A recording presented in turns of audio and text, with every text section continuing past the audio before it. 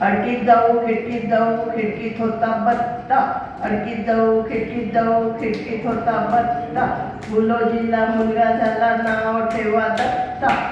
गुलोजी म्हणजे शंकर. अडकीत जाऊ खिडकीत होती बशी, अडकीत जाऊ खिडकीत होती बशी, गुलोजीला मुलगी झाली नाव ठेवा शशी.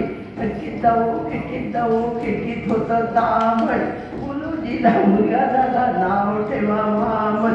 आणि मग हे असं जेवढं सुचायचं पटापटा ते म्हणत जायचं आणि मग आठवून म्हणायचं.